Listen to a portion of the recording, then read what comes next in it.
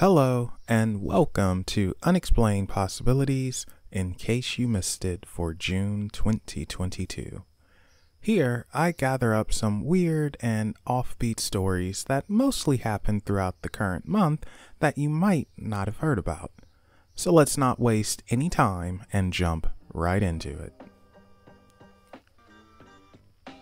As if Amazon's Alexa wasn't freaky enough with its spying on you, controlling parts of your electronics, and even speaking to you, the brains at Amazon decided to take it up another notch. Alexa might be receiving the ability to replicate the voices of family members, including dead ones.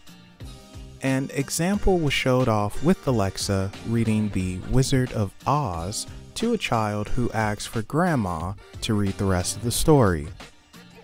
Alexa then flipped a switch and changed into Grandma's voice and started to read. Where have I seen this ability before? What's the dog's name? Max. Hey, Janelle. What's wrong with Wolfie? I can hear him barking. Is he okay? Wolfie's fine, honey. Wolfie's just fine. What are you? Your foster parents are dead. Terminator tried to warn us, so when Skynet rises, blame Amazon. Chances are someone in Japan is looking for a new job. In the city of Amagaskai, I'm sure I butchered that, which is located in western Japan, they held a press conference saying that it had lost a USB flash drive. No big deal, right? People lose those things all the time.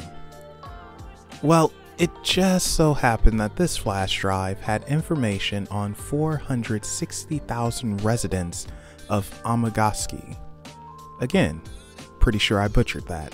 The information on the drives were names, addresses, birthdays, and even bank accounts. So, how did this happen, you ask? The employee who had the drive placed it in their bag and went out to eat. After finishing their meal and leaving, they lost the bag with the drive in it. And chances are they lost their job while at it. The data is said to be encrypted and password protected, and the city has said it will ensure security management when handling electronic data. So I'm guessing that means putting the USB drives in their pockets now instead of a bag. I'm sure seeing the current image has put your mind in the gutter.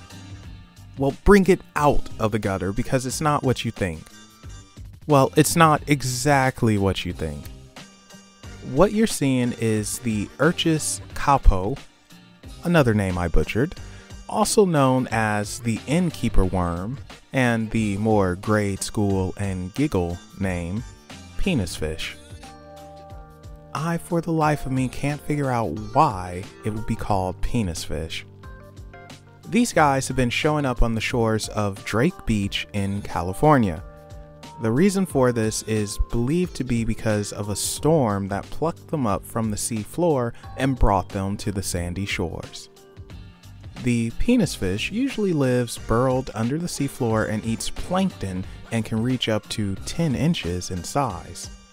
It would seem they have no shame in their game. So, if you happen to be walking on the beach and you see a phallic-like object, chances are it's one of these guys and not a toy. This is Dylan McFan. At the moment, Dylan is wanted for 2 outstanding warrants and a soon-to-be new charge, stealing a boat from a private dock.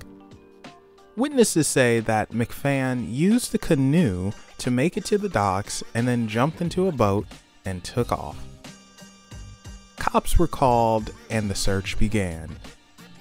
McFan would eventually dump the boat once cops were in hot pursuit and jump into the water and swim towards an island. Needless to say, he was caught. So why is this a story? Well, let's keep going. McFan was taken to a healthcare facility and apparently he just walked out and left. I'm not making this up. The guy just walked out the front door to freedom. Clearly, these cops that were dealing with McFan are the finest of the Keystone cops. So yeah, if you're in Wisconsin and you see this guy, call the cops and remind them to actually handcuff the dude. Finally, a Florida man attempts to steal a $10,000 R2-D2 droid from Disney World.